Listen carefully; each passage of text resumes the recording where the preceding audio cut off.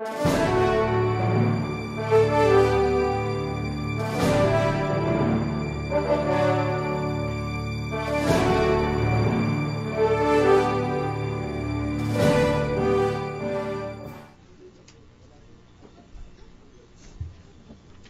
you, Mr. President. Mr. Witness, much has been said about the properties of Chief Justice. Earlier, I heard that the prosecution and the defense has already agreed that out of the 45 properties that you transmitted, 17 of the titles were already cancelled. Am I right? I think that was the agreement, Your Honor. And out of the 45, 12 titles are not under the name of Chief Justice nor his wife, Cristina. Yes, Your Honor. And out of it, five of the titles are under dispute by the prosecution panel. So which makes a total of 21 titles. Which will be defended by which will be proved by the defense if indeed Chief Justice Corona owns those particular properties. Now, Mr. Witness, may I ask you? They have already agreed that 17 properties were already cancelled, and 12 has not been proven to be under the name of Chief Justice Corona. Did you really make a mistake in transmitting that information to the prosecution? Or did you want to make it appear that you are in cahoots with the prosecution panel to make it appear that Chief Justice Corona owns 45 properties? First, Your Honor, I will not accept that I am in cahoots with the prosecution team, Your Honor. But I cannot also readily accept that it was a mistake because from my point of view, Your Honor, these are documents that they may use for their research, Your Honor. And that was the tenor of my letter to them. What research are you talking about? For the properties, Your Honor.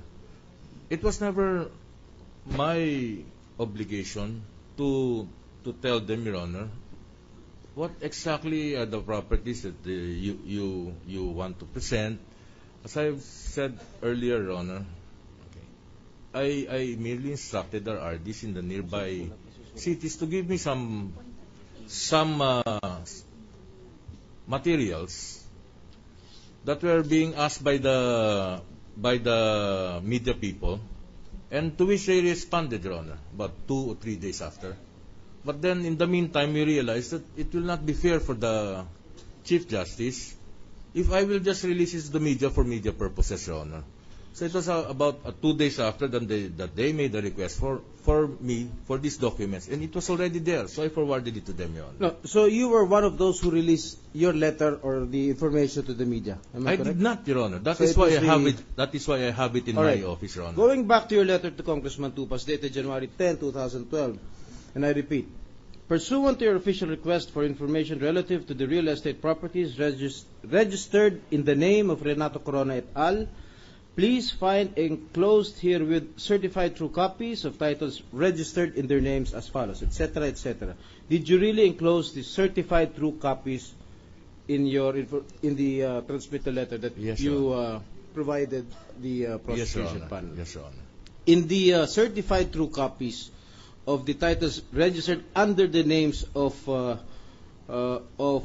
C.J. Corona and his wife, why did you include those titles that were already cancelled, or those titles not in the name of C.J. Corona? Because why did you include it? It was generated in the computer search, Your Honor. So, mali itong unang paragraph ng sulat mo kay Congressman Tupas. Kasi nilagay mo rito, relative to real estate properties registered, nakalagay dito, registered in the name of Renato Corona et al. Well, in fact, hindi naman pala nakaregister sa pangalan niya. But I understand that et al, Your Honor, means and others, Your Honor. And others, yes. Yes, I know, and others. Sino yung others? Did they point out to you sino yung others?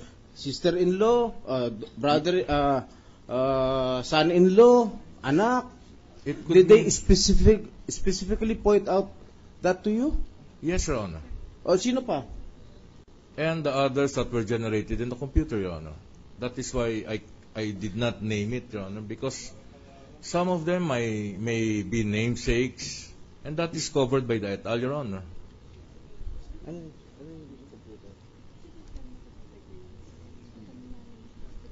Now,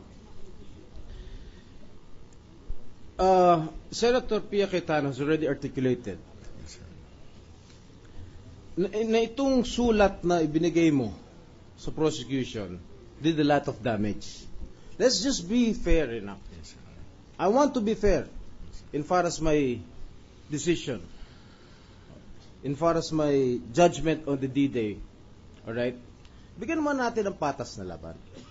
Dahil itong naging sulat mo kay Congressman Tupas na ibinilandra ng spokespersons ng prosecution panel at sinabi, inilahad na ni Senator Pia Cayetano doon sa ABS-CBN, doon sa Inquirer, na Chief Justice owns 45 properties without even authenticating or verifying the properties if indeed those were under the name of Renato Corona. And I know, kahit hindi mo inamin, ikaw ay nagkamali sa pagbigay ng impormasyon dito sa mga members ng prosecution panel sapagkat maliwanag na maliwanag, nag-agree na sila, 17 titles out of the 45 were already cancelled and 12 does not belong to the Chief Justice. Ngayon, aminin mo hindi, yun ang aking pananaw, yun ang aking paniniwala, sana po ay respetuhin ninyo. I will respect it. Now, Congressman Tupas, thank you. When you received the letter coming from the LRA,